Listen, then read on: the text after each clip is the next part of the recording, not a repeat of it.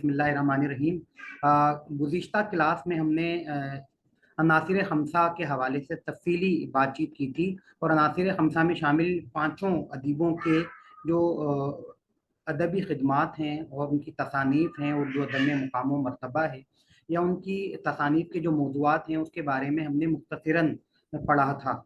अच्छा, इन तमाम अनासिर खमसा के हवाले से बाकायदा वीडियोज़ भी अलहदा-अलहदा हैं, अगर मौका मिलता है तो उसे भी देखें तो मेरा ख्याल है उसके हवाले से काफ़ी सारे जो इबहाम हैं वो आपके क्लियर हो जाएंगे। और एक साथ हमने ये तय किया था कि हम अनासिर खमसा के उसलूब के हवाले से भी मुख्तसरन जायज़ा लेंगे, ताकि अगर अनासिर खमसा में शामिल शख्सियात का उसलूब का पूछा जाता है या उसलूब का मवाजना पूछा जाता है तो हम उनके उसलूब का मवाजना बआसानी कर सकें। तो मैं one by one sir Syed से शुरू करके और आखिर तक तमाम शख्सियात के उसलूब के हवाले से चंद नुमायाँ खुसूसियात का तज़किरा आपके साथ करता हूँ। मुझे उम्मीद है कि अगर ये पॉइंट्स आप हमारे ज़हन में रहे तो काफ़ी हद तक हम इनके उसलूब की तफ़सीलात इंटरव्यू में बयान कर सकेंगे। और चाहे फिर सर सैयद का मवाजना हाली से हो या सर सैयद का मवाजना शिबली से हो या सर सैयद का मवाजना मोहम्मद हुसैन आज़ाद से हो। तो सबसे पहले मैं सर सैयद के हवाले से उनके उसलूब के हवाले से चंद बातें आपके सामने रखता हूँ। सर सैयद अहमद ख़ान उसलूब के एतबार से बहुत ज़्यादा अहमियत के हामिल नहीं। उनके उसलूब में कोई बड़ी खसूसियात शामिल नहीं है, लेकिन उसलूब में ज़रूरी नहीं है कि कोई ज़ुबान व बयान की खसूसियात ही शामिल हैं। सर सैयद अहमद ख़ान उर्दू अदब के पहले अदीब हैं जिन्होंने उर्दू में जदीद नस्र का आगाज़ किया। सर सैयद से पहले जो नस्र थी वो दास्तानी नौइयत की थी, जिसमें तख़य्युलाती और तसव्वुराती दुनिया का अक्स नज़र आता था। सर सैयद ने हकीकी दुनिया का अक्स अपनी तहरीरों में पेश किया और इसी को बुनियाद बनाकर सर सैयद के बारे में कहा जाता है कि सर सैयद अहमद ख़ान जदीद उर्दू नस्र के बानी हैं। अच्छा, सर सैयद अहमद ख़ान ने उर्दू में तहरीर का ऐसा नमूना भी पेश किया जिसमें हर तरह के मज़ामीन अदा करने की सलाहियत मौजूद है। तो ये भी एक बड़ा काम था सर सैयद का, क्योंकि सर सैयद से पहले ये कहा जाता था कि उर्दू में तहरीर के उर्दू में ये सलाहियत नहीं है कि उसमें साइंसी या जदीद अंदाज के मज़ामीन लिखे जा सकें, लेकिन सर सैयद ने हर तरह के मज़ामीन लिखकर उनका ये नज़रिया गलत साबित कर दिया और उर्दू को मुतनव्वे मौज़ूआत से भी रोशनास करवाया। सर सैयद अहमद ख़ान ने जो रिसाला तहज़ीबुल अख़लाक़ निकाला था उसका बुनियादी मकसद तालीम व तरबियत था। तहज़ीबुल अख़लाक़ उनका बुनियादी मकसद था और उसी हवाले से उनके इल्मी और तालीमी मौज़ूआत पर मज़ामीन तहज़ीबुल अख़लाक़ में शाया हुए। दूसरी उनके अदबी मज़ामीन तो सर सैयद अहमद ख़ान के उन्होंने अंग्रेज़ी मुसन्निफ़ीन एडिसन और स्टील से मुतासिर होकर उर्दू में लिखना शुरू किए और उसमें से मुतादिद मज़ामीन ऐसे हैं जो मैट्रिक से और ग्रेजुएशन तक के निसाब में शामिल हैं और अक्सर मज़ामीन हम पढ़ भी चुके हैं, हमारी नज़रों से गुजरे हैं। तो उससे हमें अंदाज़ा हो जाता है कि सर सैयद अहमद ख़ान वो अदबी नौइयत के मज़ामीन में भी उनका बुनियादी मकसद इस्लाह कौम या कौम की तरबियत होता है। जैसे मैट्रिक में एक गुजरा हुआ ज़माना के नाम से एक सबक था किसी ज़माने में, फर्स्ट ईयर में रस्म व रिवाज की पाबंदी के नुकसानात, ताज़ा तरीन निसाब में कौमी इत्तिफाक के नाम से सबक है या सेकंड ईयर में सबक अज़्म जज़्म है। इसी तरह ग्रेजुएशन या मास्टर्स के निसाब में भी सर सैयद के मज़ामीन शामिल हैं, तो वो भी लगभग इसी तरह के हैं जिसमें अदबी नौइयत के साथ साथ इस्लाह कौम को बुनियादी अहमियत हासिल की गई है। तीसरे मजहबी नौइयत के मज़ामीन है। मजहबी जो नुक्ता नज़र है वो सर सैयद अहमद ख़ान का थोड़ा सा अलग था, जदीद था, रोशन ख्याल था। उनके बारे में कुछ एतराज़ात भी होते हैं, लेकिन मजहबी एतबार से भी तफसीरुल कुरान हो, तबीनुल कलाम हो या खुतबातुल अहमदिया, सर सैयद अहमद ख़ान ने बड़े ज़बरदस्त मज़ामीन या तहरीरें यादगार छोड़ी हैं। इसके अलावा सर सैयद के बारे में एक चीज़ और कि सर सैयद की तहरीरों में जो ज़ुबान बयान को अहमियत हासिल नहीं थी। सर सैयद चाहते थे कि वो अपना मतलब जो वो चाहते हैं कि आवाम तक पहुँचे, उसे सादा तरीके से पहुँचाने की कोशिश की। उसके लिए उन्होंने ज़ुबान बयान को खूबसूरत बनाने, उसमें शायराना वसाइल का इस्तेमाल करने, तशबीहात व इस्तिआरात या दीगर मुकफ़्फ़ा व मुसज्जा नस्र की बजाय आम और सादा लहजा इख्तियार किया। उनके नस्र में ख़याल और मतालिब ज़्यादा अहमियत रखते हैं। ये एक बड़ी ख़ुसूसियत है सर सैयद के हवाले से। अच्छा, सर सैयद के हवाले से एक बात रह गई थी जो मेरे ख्याल में कमीशन में टेस्ट में सवाल भी आया था। तो वो सवाल ये था कि सर सैयद अहमद ख़ान का तख़ल्लुस क्या है? सर सैयद अहमद ख़ान ने भी शायरी की है اور बहुत कम शायरी की है, लेकिन उनका तखल्लुस भी है और वो पूछा भी जा सकता है, उनका तखल्लुस आही है, तो ये बात भी हमें मालूम होनी चाहिए। सर सैयद के हवाले से तो ये बातें भी मेरे ख्याल में काफ़ी हैं। अब आगे बढ़ते हैं और सर सैयद के बाद हाली के बारे में बात करते हैं। हाली के भी तखल्लुस के बारे में पूछा जा सकता है। हाली का तखल्लुस हाली तो है ही, लेकिन हाली के साथ साथ उनका फारसी तखल्लुस भी पूछा जा सकता है। हाली का फारसी तखल्लुस खस्ता है। अब याद करने के लिए बहुत आसानी से यूं याद हो सकता है कि खस्ता हाली, खस्ता फारसी में और हाली उर्दू में तखल्लुस है। तो अब आते हैं हाली की तहरीरों की खसूसियात। हाली की तहरीरों में जो बुनियादी खसूसियात हैं वो सर सैयद वाली ही हैं। हाली बुनियादी तौर पर सर सैयद के मुक़ल्लिद हैं, खुसूसन नस्र में। नस्र में उनकी तमाम तसानीफ में, तहरीरों में सर सैयद के असरात नुमायां तौर पर नजर आते हैं। सर सैयद की तहरीरों में इस्लाह कौम है, तो ये अखलाक के हवाले से वो काम करते हैं और उनकी तहरीरों में भी यही बात है, मकसदियत और सादगी और जदीद अंदाज, लेकिन वो तमाम खसूसियात जो सर सैयद में मौजूद हैं। सिर्फ एक चीज़ में हाली सर सैयद से थोड़ा सा अलग हैं कि सर सैयद ने मज़ामीन मुख्तसर लिखे हैं और इख्तिसार को फोकियत दी है। इसके बरक्स हाली ने किसी भी मौजू को बयान करते हुए तवालत पसंदी का इल्तिज़ाम बरता है और कोशिश की है कि जिस मौजू पर भी बात की जाए उसके तमाम पहलुओं का जायज़ा लेते हुए वो अपनी बात कर सकें। और बाज़ औक़ात ऐसा होता है कि कारी को किसी भी हवाले से सोचने की ज़रूरत नहीं पड़ती, क्योंकि हाली तमाम पहलुओं का जायज़ा खुद ही ले लेते हैं। अच्छा, हाली की एक बहैसियत तनकीद निगार भी अहमियत है। तनकीद निगारी के हवाले से हाली के बारे में सवाल किया जा सकता है कि हाली ने शायरी के लिए या शेर के लिए किन चीज़ों को लाजमी करार दिया था। तो हाली ने शेर के लिए 3 चीज़ों को लाजमी करार दिया था, ये सवाल पूछा भी जा सकता है।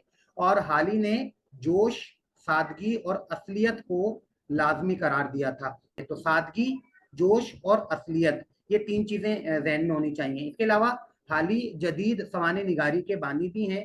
उनसे पहले जो सवाने निगारी का रिवाज था उसमें आम तौर पर ममदू को हीरो या फरिश्ता बनाकर पेश किया जाता था और उनकी ज़िंदगी के जो नाकाम पहलू हैं या उनकी खामियों के हवाले से है, बिल्कुल तज़किरा नहीं किया जाता था, बल्कि उनकी तारीफ और तौसीफ में मुबालगे तक को रवा रखा जाता था।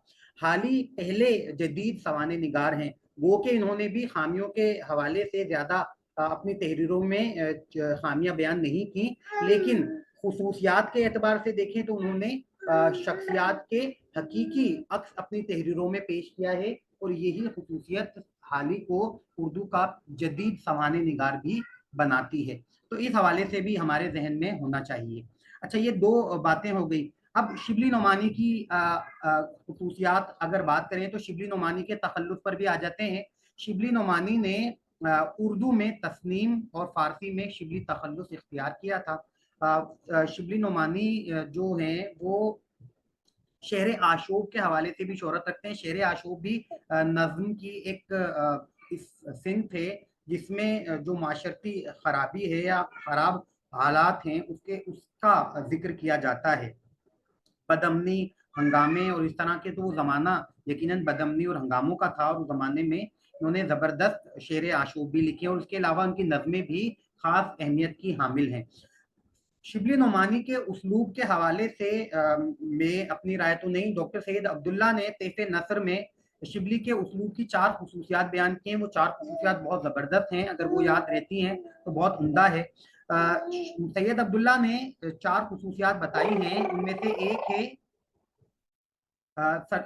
शिबली नुमानी की 4 खसूसियात में से पहली खसूसियत इख्तिसार है, दूसरी खसूसियत जोश बयान, तीसरी आलिमाना शानबान और चौथी इस्तदलालियत। अच्छा, इख्तिसार शिबली नुमानी ने अपनी तहरीरों में हत्तुल इम्कान इख्तिसार को मलूद खातिर रखा है। वो कोई भी जुमला गैर ज़रूरी तौर पर नहीं लिखते और बहुत मुख्तसरन अपनी राय का इजहार करते हैं।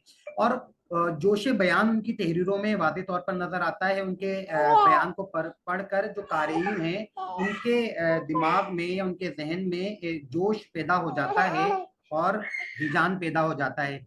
और अल्लामा शिबली नोमानी एक बड़े आलिम थे और उनकी तहरीरों से उनकी आलिमाना शान बान का भी अंदाजा लगाया जा सकता है। वाज़े तौर पर उनकी तहरीरों में नजर आता है कि ये किसी आलिम की तहरीर है। चौथी खसूसियत इस्तदलालियत का वो अंदाज है जो आमतौर पर भी सर सैयद या हाली और दीगर उस जमाने के शख्सियात के तहरीरों में नजर आता था। तो ये तीनों खसूसियात, चारों खसूसियात अगर आप शिबली की बयान कर दें तो मेरा ख्याल है काफी हद तक क्लियर हो सकता है। अच्छा, डिप्टी नज़ीर अहमद के बारे में बात करते हैं। डिप्टी नज़ीर अहमद जो हैं वो उर्दू में पहले नावल निगार की हैसियत से मारूफ हैं और यही उनकी अहमियत उर्दू अदब में उन्हें खास तौर पर मुमताज या नुमाया करती है। डिप्टी नज़ीर अहमद के उसलूब में दहली की टकसाली जुबान का लुत्फ हमें वाज़े तौर पर नजर आता है। ये वो खसूसियत है जो उन्हें अपने दीगर हम असर अदीबों से मुमताज भी करती है। तमाम मुसन्निफीन में डिप्टी नज़ीर अहमद वाहिद मुसन्निफ हैं जिनके तहरीरों में रोजमर्रा और मुहावरात का खूबसूरत इस्तेमाल है। इसके अलावा डिप्टी नज़ीर अहमद ने अपनी तहरीरों में औरतों की जुबान को भी बड़ी महारत और खूबसूरती से बयान किया है। तो ये भी डिप्टी नज़ीर अहमद की तहरीरों की खसूसियात है। मैं सबसे पहले आप सवाल पूछूंगा कि मुझे ये बताएं कि अपना हाली की शायरी जो है वो इतनी पुर असर या इतनी कामयाब क्यों नहीं हुई, जबकि वो मिर्जा गालिब के शागिर्दों में से हैं। तो कोई कौन बताएगा इसका जवाब, इस पर कौन तबसरा करेगा?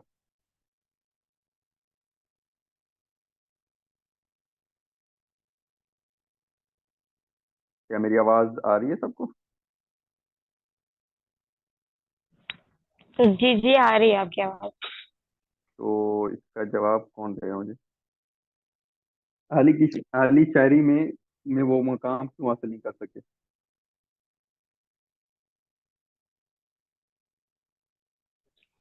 मेरे नजदीक मुझे लगता है अ, हाल ही जिस दौर में ये लिखा है, चूंकि इब्तदाई दौर में था, वो मिली शायरी करे थे, नगमी शायरी करे थे, तो कौमी शायरी करे थे मादर।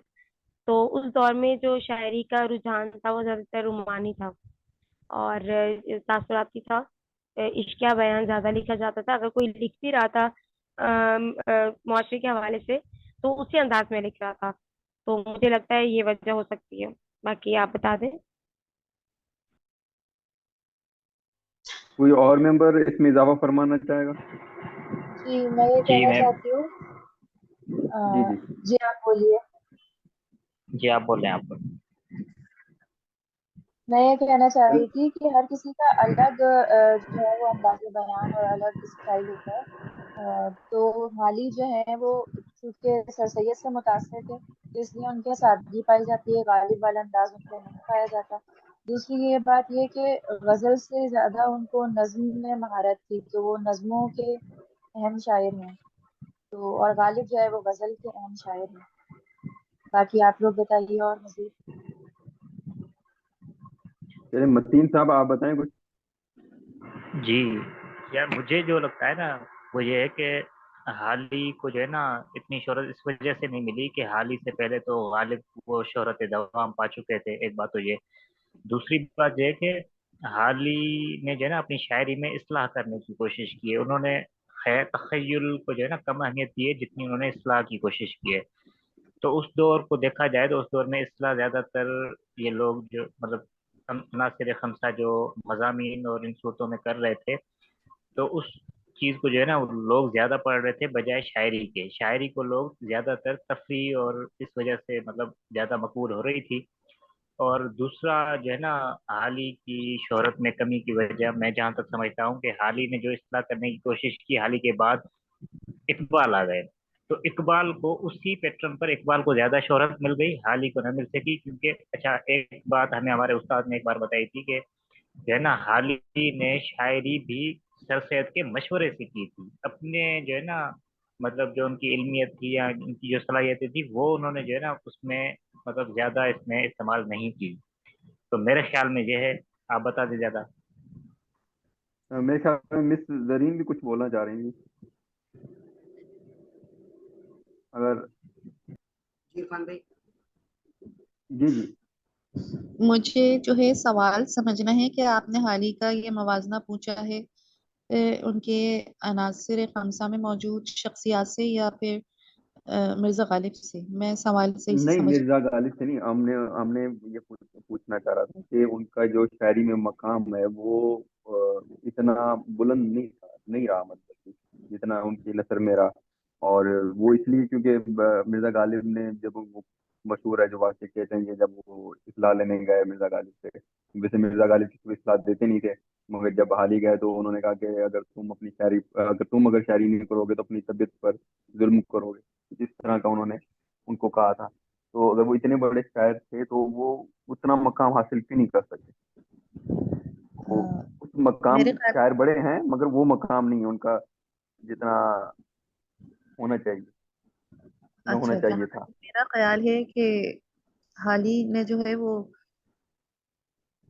یعنی ان کی مختلف جہت نظر آتی ہیں ہمیں اردو ادب میں، یہ سوانح نگار کی حیثیت سے بھی، تنقید نگار کی حیثیت سے بھی، اور انہوں نے مضامین بھی لکھے. اس کے علاوہ جو ہے انہوں نے شاعری بھی کی، تو شاعری میں انہوں نے جو ہے غزلیات لکھی، نظمیں لکھی. لیکن ان تمام چیزوں میں جو مجھے لگتا ہے کہ ان کے اوپر جو غالب اثر رہا وہ سر سید احمد خان کا رہا ابتدا میں، جس کی بنیادی وجہ ان کے جو مقصدیت تھی اس کو لے کے چلے. تو جہاں تک میرا خیال ہے کہ شاعری میں انہوں نے صرف قومیت کا ہی ذکر کیا، حب الوطنی کا ذکر کیا، تو شاید یہ وجہ ہو کہ دیگر مضامین ان کی شاعری میں جو ہے وہ مناسب طور پہ وہ اس کو بہترین طور پر ادا نہ کر سکے، جس کی وجہ سے وہ اتنے اپنی شاعری کے حوالے سے مشہور نہ ہو سکے.